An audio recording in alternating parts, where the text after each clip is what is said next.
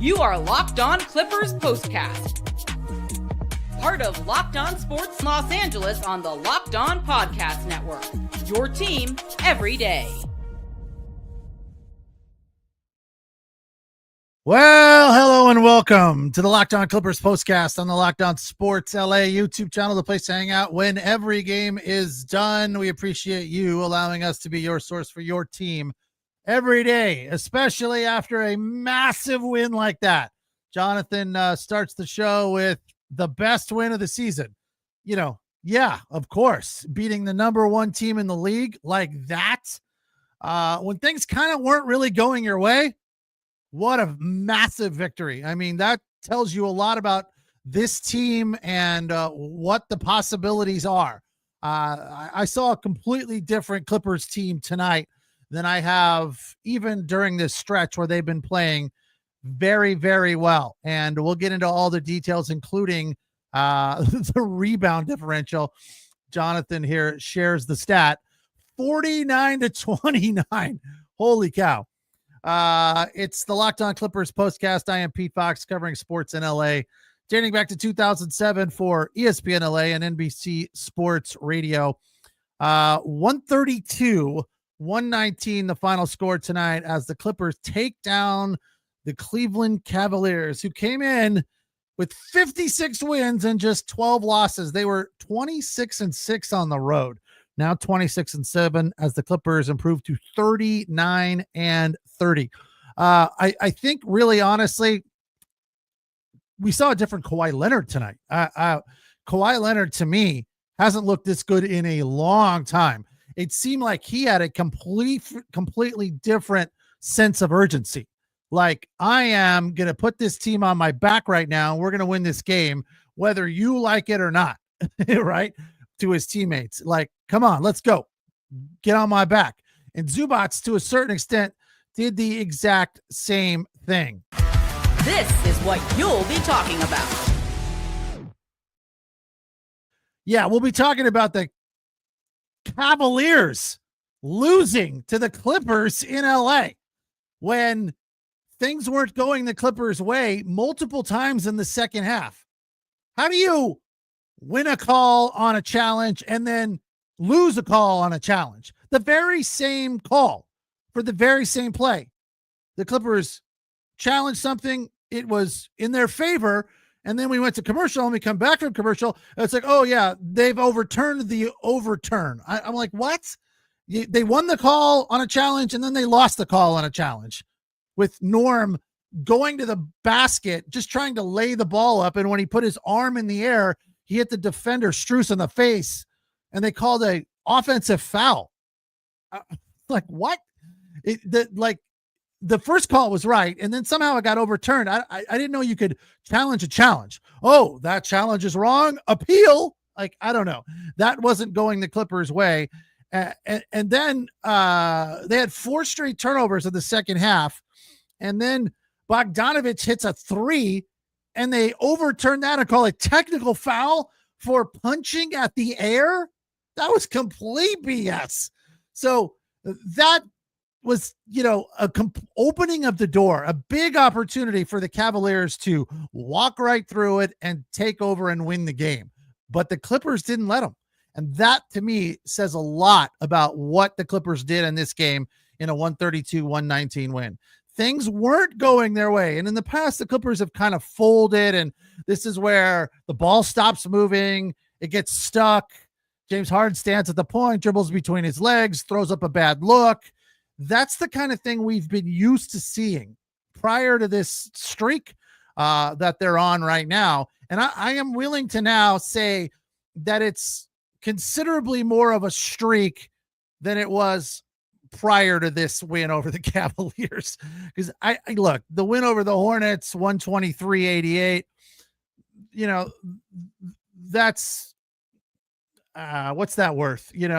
Nothing. That's like stealing candy from a baby. It's not that big of a deal. But the win over the Hawks, another comfortable win, 121-98. This little streak that they're on, it hasn't been over any severe competition. And they lost to the Pelicans in New Orleans, which I was not willing to just let slide. I didn't feel like that was one of those things where, we can just turn the page. It happens. No, it shouldn't happen. But when you beat the Cavaliers, I'll let that slide. Okay. I'll say they had an off night and the Pelicans came to play. So a win over the Knicks, a win over the Kings, nice victories. The Knicks are a good team as well, beating the Heat, beating the Hawks. They've now won 4 in a row and 6 of 7. So that's huge. Is it 6 of 7 or 7 of 8? Yeah, 7 of 8 because they beat the Pistons too. 7 of their last 8. That's the kind of streak you need to be on heading towards the end of the season. 12 games to go now. So they got to keep it going. You got to win 8 of those last 12, maybe 9. And it is not going to be easy. We talked about that a couple of nights ago. We'll get back into that. It's the Locked On Clippers postcast on the Locked On Sports LA YouTube channel, where we break it down right after the game is over. I am Pete Fox. We'll take the first break. When we come back, we'll get into the player of the game, pretty obvious, and the turning point. It's the Locked On Clippers postcast on the Locked On Sports LA YouTube channel, the place to hang out when every game is done. Well, tonight's episode of the Locked On Clippers postcast is brought to you by our friends at Prizepicks. We haven't talked about Prizepicks in a while, but we are now because March Madness is here. It is that time of year. And in addition to March Madness, the basketball season is coming towards its conclusion, and that means it's heating up, getting ready for the playoffs. With Prizepicks, you just pick more or less on at least 2 players from 2 teams and their stat projections for a shot to win up to 1,000 times your cash. It's easy to use, available in over 30 states, and lets you mix and match projections from across different sports, which is a lot of fun. Sometimes it gets crazy and wacky, but that's what makes it really interesting. This week, you can pick, let's say, James Harden and Kawhi Leonard to go above their point total for the game. And you could pick, if you are, let's say you're like our friend BC, who, even though he chimes in here on the Clippers postcast, he is a diehard Lakers fan. He could say, well, I think Kawhi is going to have a big game like he did tonight, but so is Luka Doncic. You can put those 2 together, 2 different players from 2 different teams, and hopefully they hit the number. Another great thing about Prizepicks is fast payouts. When you win, your money hits your account in as little as 15 minutes. No waiting around. Download the app today. It's Prizepicks. Use the code LOCKEDONNBA to get $50 instantly after you play your first $5 lineup. That's LOCKEDONNBA for $50 instantly after you play your first $5 lineup. Prizepicks, run your game. Tonight's episode is also brought to you by Hungryroot. When it comes to grocery shopping and meal planning, sometimes it's a problem.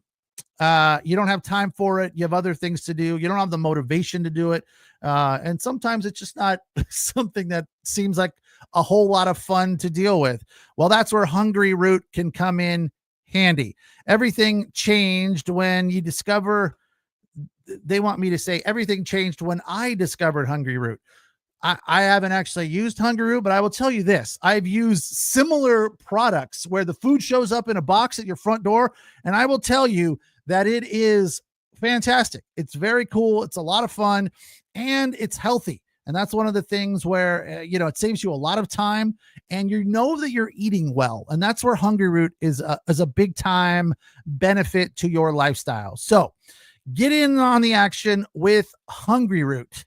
If you love having the food show up at your front door like I do, use Hungryroot. For a limited time, you can get 40% off your first box and a free item in every box for life. Go to hungryroot.com/LockedOnNBA and use the code LockedOnNBA. That's hungryroot.com/LockedOnNBA. Code LockedOnNBA, 40% off your first box and a free item of your choice for life. One more time, hungryroot.com/LockedOnNBA, code LockedOnNBA. Don't miss out.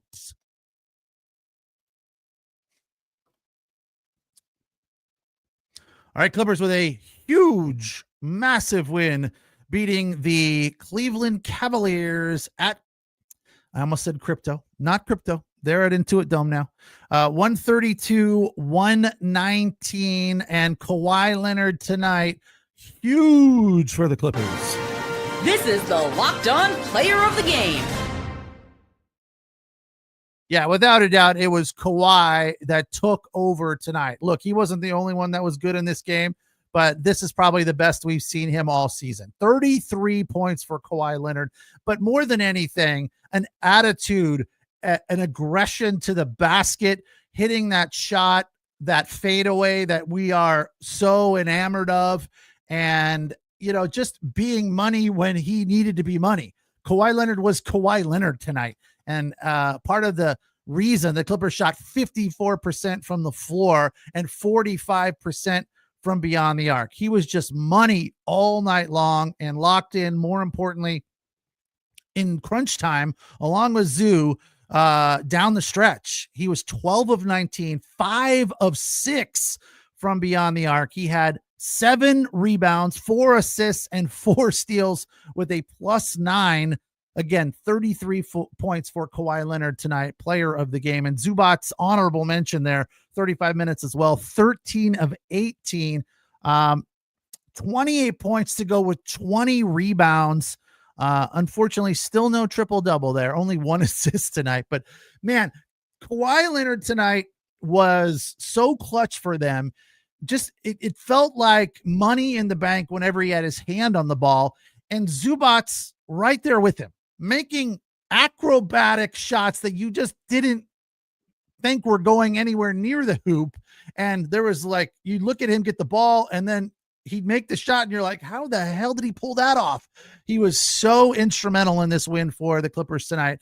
Coming away from this game, you just feel like, hey, this team has a real shot of making life difficult for other teams. I'm not going to tell you that they have a real shot at winning the title.